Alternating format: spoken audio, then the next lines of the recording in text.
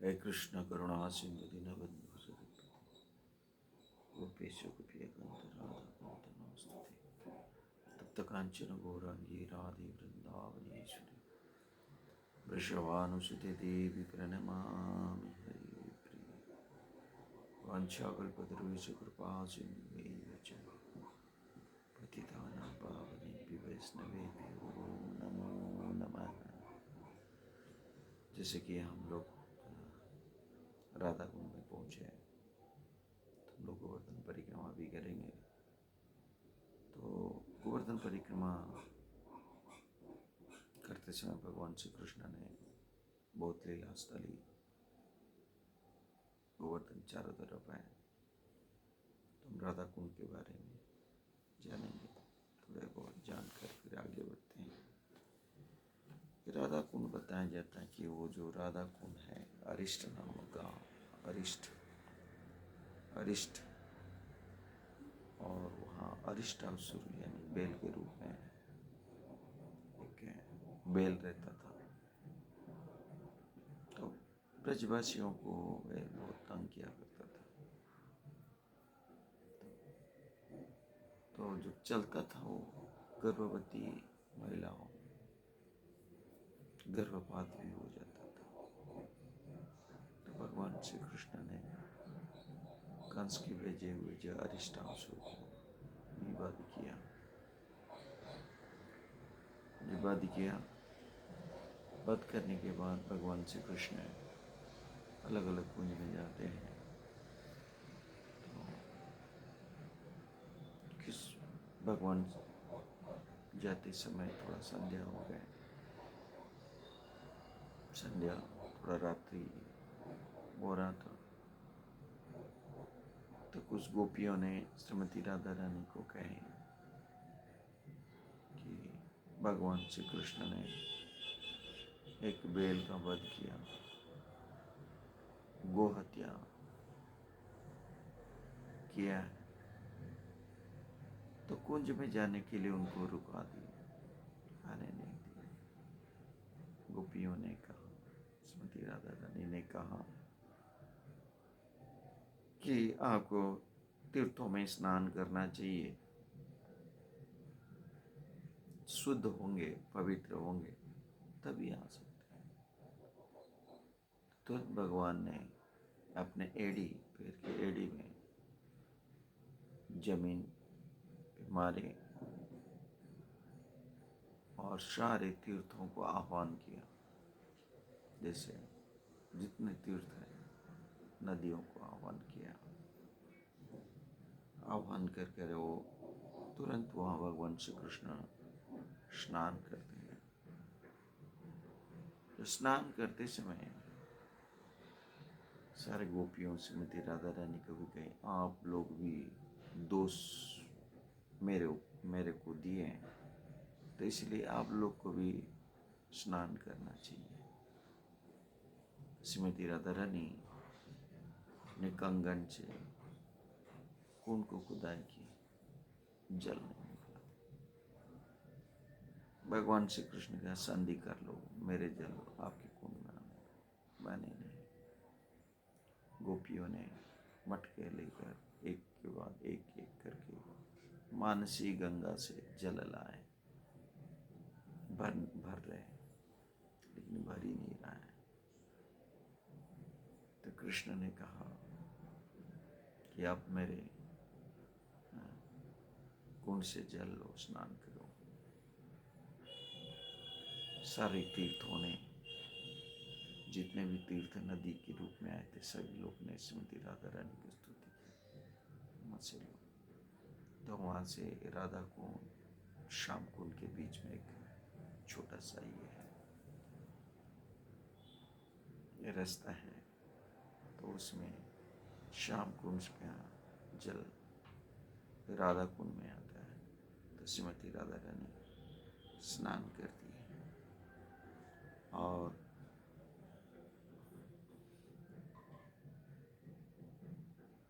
तो उसको कहते हैं राधा कुंड स्नान। तो राधा कुंड तो है। तो भगवान श्री कृष्ण जाने के बाद धीरे धीरे जो भगवान कृष्ण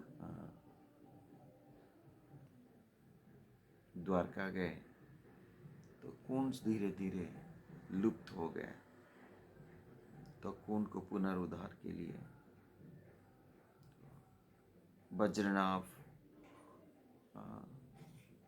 भगवान श्री कृष्ण के परपुत्र आए, कुंड को भी पुनर्स्थापन की। तो उसके बाद स्थापन करने के बाद वो फिर लुप्त हो गया। लुप्त होने के बाद जो महाप्रभु आए, चैतन्य महाप्रभु, तो ढूंढते थे कहाँ है राधा कुंड, तो स्वयं भगवान है। श्याम कुंड कहाँ है? तो कुछ लोग हैं कि सफेद खेत के बीच में दो है कुंड, सफेद है, काली है। तो महाप्रभु वहां गए, काली खेत और गोरी खेत। महाप्रभु ने दोनों खेत के बीच में गए, प्रणाम किया, स्नान किए। जब स्नान करते हैं वक्त चैतन्य महाप्रभु भावविभोर हो जाते हैं। तो महाप्रभु ने कहा ये है राधा कुंड, श्याम कुंड। तो फिर कथा आता है महाप्रभु, फिर रघुनाथ दास गोस्वामी, जितने गोस्वामी लोग भजन कुटीर उस चारों तरफ है, तो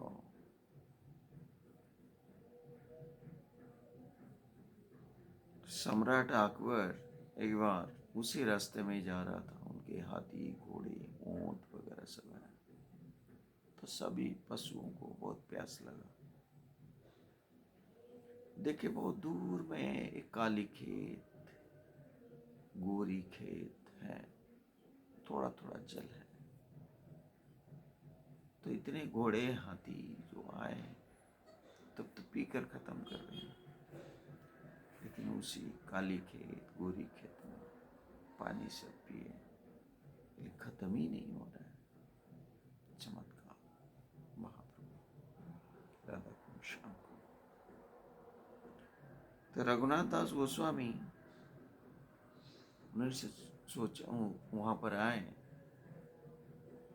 तो कुंड के तट पर उन्होंने भजन किया। उन्होंने सोचा कि कुंड को पुनरुद्धार स्थापन करे, अच्छी तरह से बनाए। तो भजन कर रहे थे।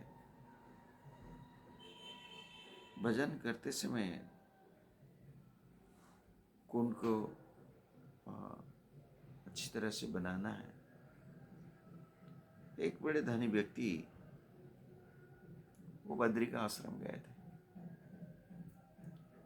बद्री का आश्रम, बद्रीनाथ ने कहा आप वृंदावन जाइए, रघुनाथ दास गोस्वामी को मिलिए।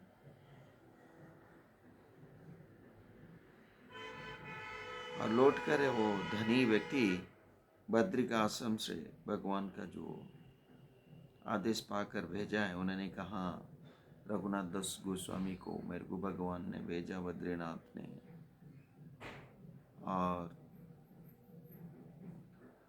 जो भी जो कुंड है, जितना भी पैसा लगेगा मैं सब कुछ दूंगा।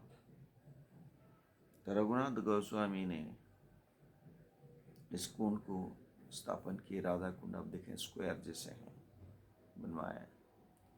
श्याम कुंड इतना नहीं है, तो बना रहे थे। कुंड के चारों तो बहुत पेड़ पौधे था। तो एक साइड में जहाँ रघुनाथ दास गोस्वामी भजन कर रहे थे, उस साइड में 5 पेड़ था। तो रात को आए काटने वाले थे, विचार कर रहे थे, तो 5 पेड़ आए। उन्हें बतलाया कि हम 5 भाई हैं, युधिष्ठिर, अर्जुन, नकुल, सहदेव, उसको मत काटिए। तो ये श्याम कुंड के तट पर, तो वहाँ पांच पांच पेड़ होने के कारण से वहाँ स्क्वायर नहीं अच्छे से बना, नहीं स्क्वायर नहीं बना। तो राधा कुंड, श्याम कुंड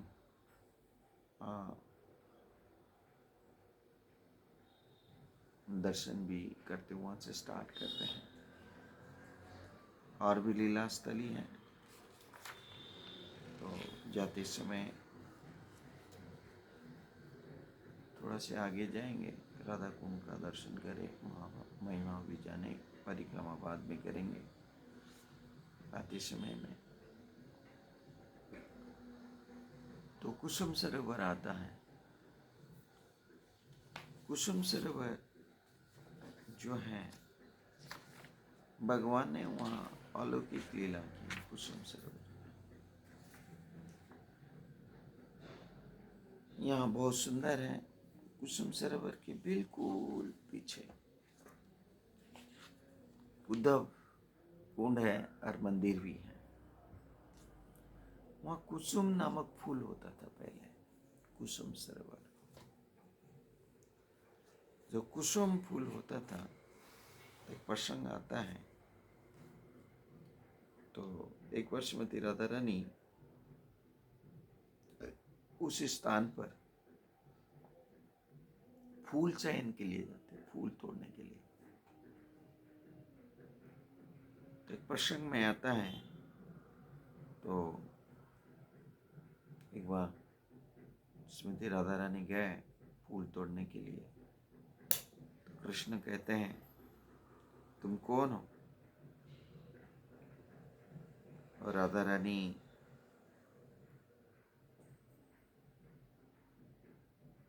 मैं कोई नहीं हूं। कृष्ण कहते ठीक है, बताओ तुम कौन हो?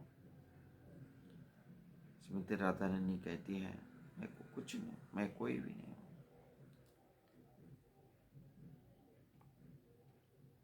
इस प्रकार की कलह चलता रहता है। कृष्ण कहते हैं, तुम, मैं पूछ रहा हूं तुम है कौन? तो राधा रानी कहती है, क्या तुम नहीं जानते हो? कृष्ण कहते, क्या कर रहे हो? श्रीमती राधा रानी कह रही है, कृष्ण की पूजा के लिए फूल चयन कर रहा हूं। कृष्ण कहते हैं, क्या किसके आदेश से ये फूल तोड़ रहे हो? श्रीमती राधा रानी कहते हैं, किसके आदेश का आवश्यकता है? नहीं है। कृष्ण कहते, आज चोर पकड़ गए। मैं सोचता रहा कि प्रतिदिन कौन हमारे पुष्प वाटिका से रोज फूल ले जाता है, संपूर्ण पुष्प की उजाड़ देता है, सारे फूल तोड़ लेते हैं। आज पकड़ा गए, राजा के पास उसको दंड किया जाएगा, दंड दिया जाएगा। श्रीमती राधा रानी कहती है, पुष्प वाटिका स्वामी कब से बन गए आप?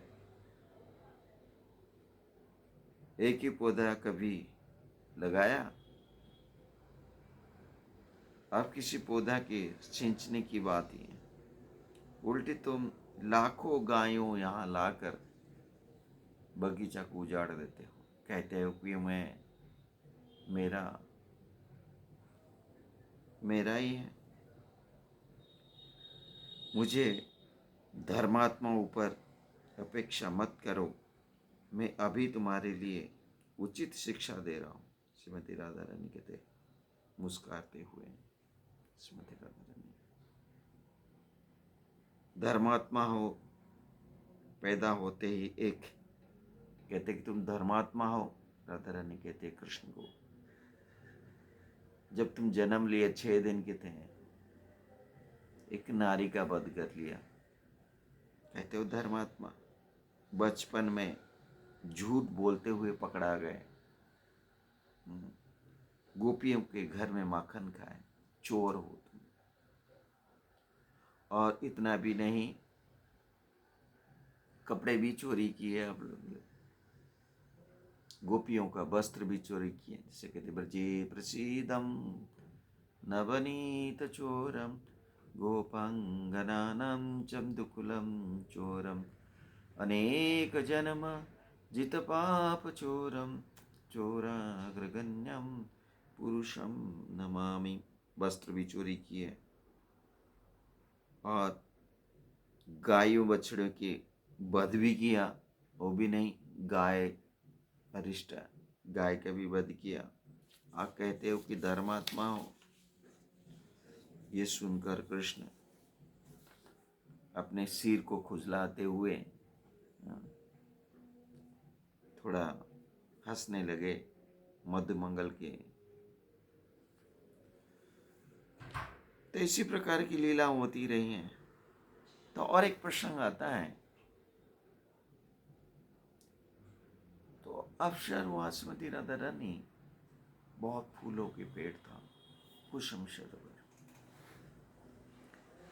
कभी कभी भगवान श्री कृष्ण डालियों में चढ़ जाते हैं। चढ़ जाने पर डालियां कभी नीचे हो जाता है, सुंदर सुंदर सा फूल है, श्रीमती राधा रानी तोड़ती रहती है। कभी दूसरे डालिया में चले जाते हैं, डाली नीचे हो जाता है। कभी कभी कृष्ण वहां से डालियों को, दूसरे डाली जब चले जाते, राधा रानी पकड़कर ऊपर उड़ जाती। जो ऊपर उड़ जाती तो राधा रानी ऊपर, तो भगवान कृष्ण नीचे आकर फिर राधा रानी को पकड़ लेते। इस प्रकार की वहाँ लीला भी हुई है। तो कृष्ण आलिंगन श्रीमती राधा रानी कभी कभी भर्त्सना करती हैं। वो उस कुंड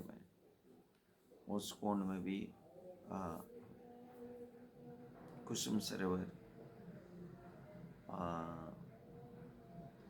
उद्धव जी ने भी श्रीमद् भागवतम की कथा कही। तो फिर हम लोग बिल्कुल पास में ही हैं। कहते कि अशोक लता, मतलब वहाँ अशोक लता भी है, कुंज भी है। वहाँ श्रीमती राधा रानी केस सवार किया करते थे।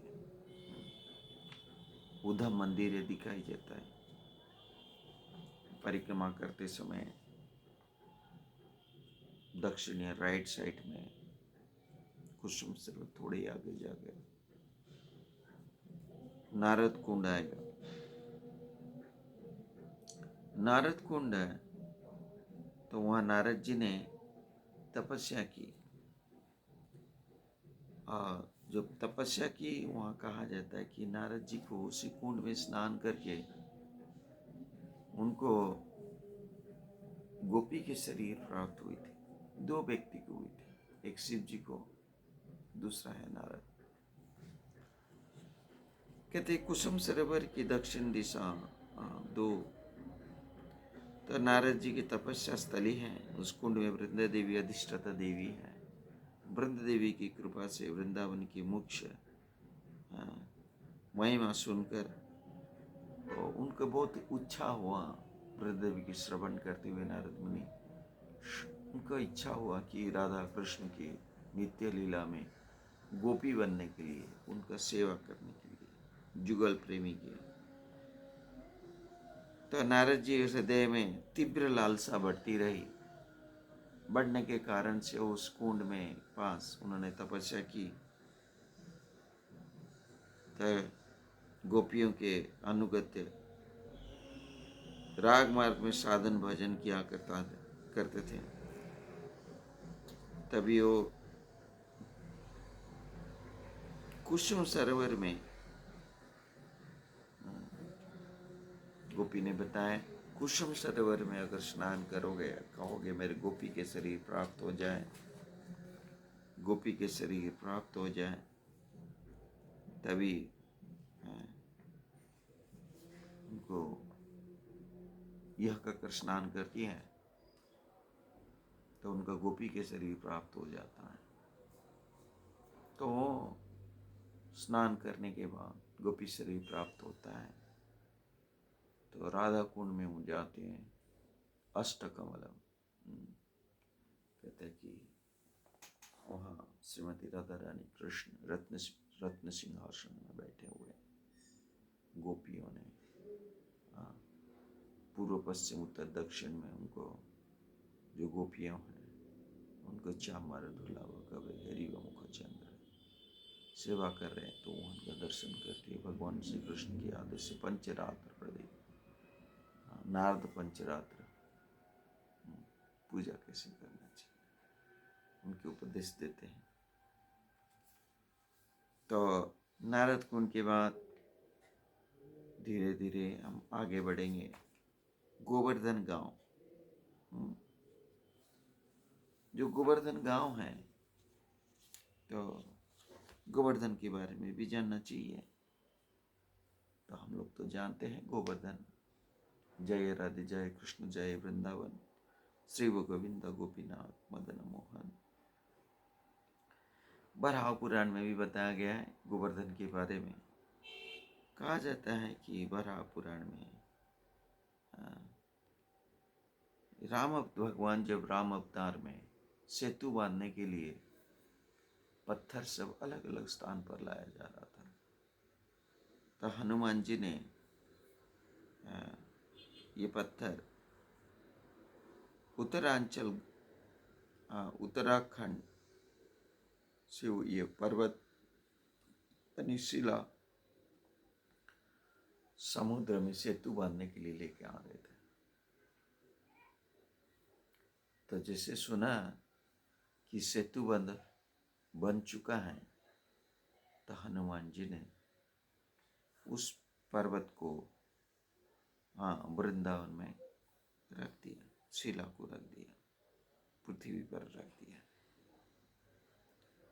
तो गिरिराज जी ने बड़े दुखी हुई। गिरिराज शिला था, बोला मेरे भगवान श्री राम का चरण मेरे ऊपर स्पर्श नहीं हुआ। तो फिर हनुमान जी भगवान से प्रार्थना करते हैं और कहते हैं, गिरिराज जी को कहते हैं, हनुमान जी ने कहा कि क्षमा करो, द्वापर युग में भगवान श्री कृष्ण आएंगे और इंद्र भी पूजा बंद करवाएंगे, तो आपको 7 दिन तक अपनी हथेली में धारण करेंगे। आपकी लीला आपके ऊपर करेंगे। तो यह कहकर हनुमान जी ने सेतुबंध यानी बांधने के लिए भगवान राम के पास गए, यह कथा सुनाई। भगवान राम ने कहा कि मैं द्वापर युग में आऊंगा, गोपियों के साथ ये गोवर्धन के धारण करूंगा, तो वहां भी लीला करूंगा, क्रीड़ा करूंगा। और अलेख गर्ग संहिता में अनुसार ये भी कहा जाता है कि एक समय पुलस्त ऋषि भ्रमण करते करते द्रोणाचार्य पर्वत पर पहुंचे। जैसे वो पहुंचे, देखे बहुत सुंदर सुंदर पर्वत है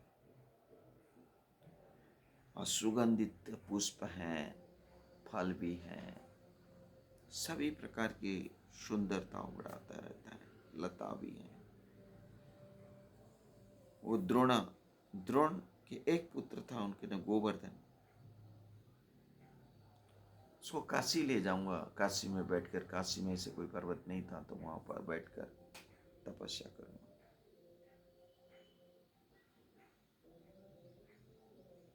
तो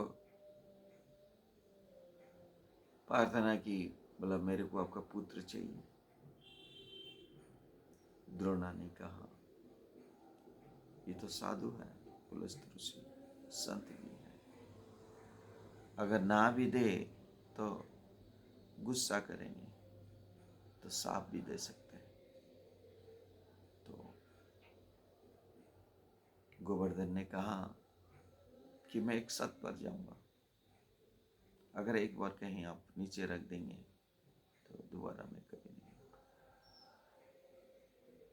तो यह ऋषि ने मान ली।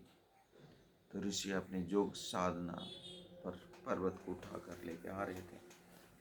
तो वृंदावन के स्थान पर अपने वजन बढ़वाया, भगवान श्री कृष्ण आने वाले हैं, तो भूल गया। तो उसी समय नीचे रख दी पुलस्त ऋषि ने। जो रखी तो स्नान फान करके संध्या वंदना की, करने के बाद जब आए उठाने के लिए तो उठे नहीं। तो गोवर्धन ने कहा मैं बतलाया था कि नीचे एक बार रखने के बाद मैं दोबारा नहीं जाऊंगा। तो ऋषि ने गुस्से में आकर उनको साफ दे देती है। कहते कि मैं साफ देता हूँ, प्रत्येक दिन तुम्हारा तिल तिल पर नष्ट हो जाएगा, तिल छोटा हो जाएगा। इसी प्रकार गोवर्धन पहले बहुत बड़ा था, अभी बहुत छोटा है। तो गोवर्धन गांव गए। उसके बाद मानसी गंगा, तो मानसी गंगा जाएंगे तो वहां देखिए, कहते मानसी गंगा भगवान श्री कृष्ण जब अच्छासुर का वध किया था, तभी मित्रों ने कहा कि यह शुद्ध के लिए गंगा जी के स्नान करना पड़ेगा। तब भगवान श्री कृष्ण मन से गंगा जी को आह्वान किया। ये कार्तिक के अमावस्या तिथि के दिन उसका प्राकट्य हुआ था। कहा जाता है और भी प्रसंग है, गंगा जी भी वो कार्तिक अमावस्या दीपावली के दिन गंगा जी का आह्वान हुआ, प्रकट हुए। पास में हरिदेव जी मंदिर भी है। और एक बार कथा आती है,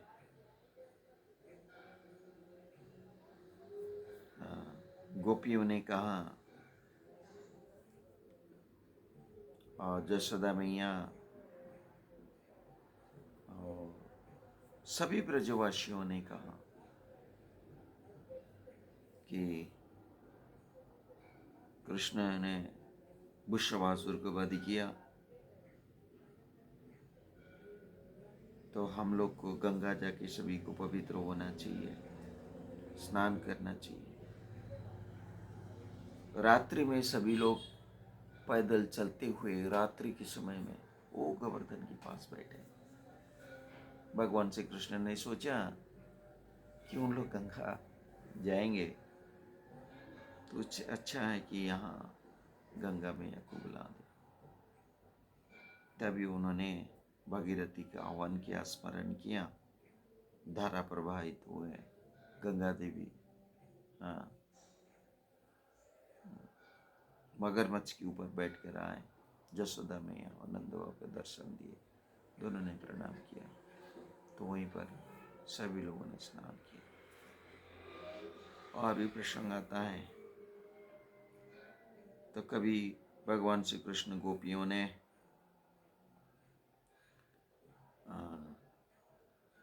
गंगा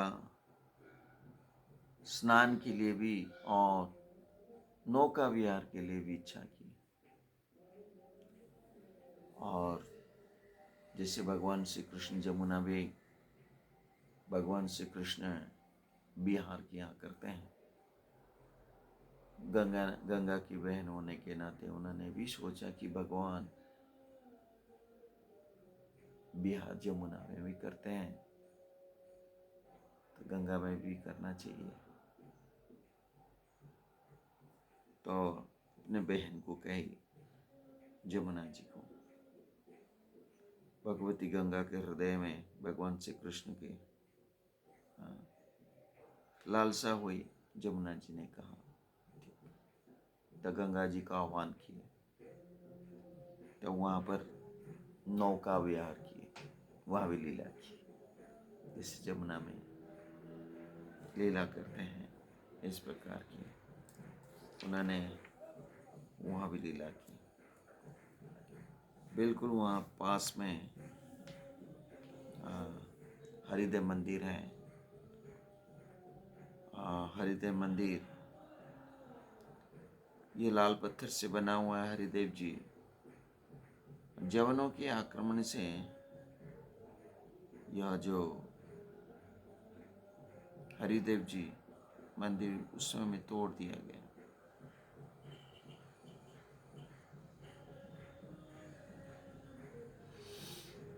वज्रनाभ द्वारा मूर्ति पहले स्थापन किया गया था। तो वहाँ ब्रह्म कुंड भी है, जो ब्रह्मा जी बछड़े और ग्वाल को चुरवाया था, चोरी करके ले लिया था। ये ब्रह्मा जी यहाँ सदैव रहते थे। बिलमंगल ठाकुर ने यहाँ पर साधना और तपस्या की। महाप्रभु भी, नित्यानंद प्रभु भी वहाँ आए, ब्रह्म कुंड। तो वहाँ चक्र तीर्थ है, चक्र, सुदर्शन चक्र, और चकलेश्वर महादेव कहा जाता है। वहाँ सनातन गोस्वामी के भजन कुटीर है, भजन किया करते हैं। जैसे गोवर्धन भगवान श्री कृष्ण ने धारण किए, तब इंद्र ने बहुत बारिश की, तब सुदर्शन चक्र ने सारे जल को सुखा देते थे। नंदगांव जैसे हम लोग जाएंगे तो नंदेश्वर महादेव चक्र होने के नाते वहाँ चकलेश्वर महादेव वहाँ। और ये चकलेश्वर महादेव वहाँ सनातन गोस्वामी के भजन कुटीर है। तो सनातन गोस्वामी वहाँ भजन किया करते थे, तो उनका मच्छर बहुत तंग किया करता था। वैष्णव जथा शंभु, शिव जी भी वहाँ रहते थे, आनंद लेते थे। वैष्णव संग होना चाहिए। तो उन्होंने सोचा मच्छर बहुत तंग कर रहे हैं, तो ये स्थान छोड़ देना चाहिए। सनातन गोस्वामी परिक्रमा किया करता था।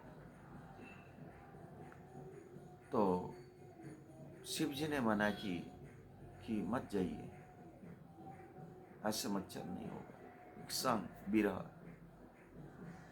तब से अभी तक वहाँ एक ही स्थान है, वर्ल्ड में भी कह सकते हैं, एक स्थान में मच्छर नहीं होते शिव जी को, चकलेश्वर महादेव को। सनातन उसी स्थान पर सनातन गोस्वामी रोज गोवर्धन की परिक्रमा किया करते थे। ग्रीष्म काल यानी परिक्रमा करते करते थक जाते थे, बैठते थे।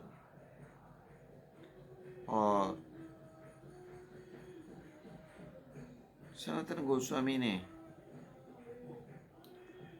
वृद्ध भी हो चुके थे, परिक्रमा करते करते थक जाते थे। तो वहीं पर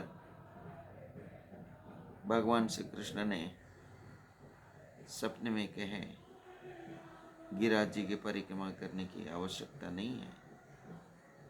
गिरिराज जी एक शिला तुमको देता हूँ, उस पर चरण लकुटियाँ, और तुम प्रतिदिन इस शिला को परिक्रमा करो। तो एक बालक के रूप में आए, ये कहे कि ये शिला परिक्रमा करो, उसमें गो के चिन्ह है, भगवान श्री कृष्ण के चिन्ह है, गाय को खूरा का चिन्ह है, लकुटिया का चिन्ह है। तो इसको 4 बार परिक्रमा करो। गोवर्धन परिक्रमा का साथ समान है। आज भी हम दर्शन के लिए जाएंगे वृंदावन में, राधा दामोदर मंदिर में वो विद्यमान है। तो चक्र तीर्थ हो गया।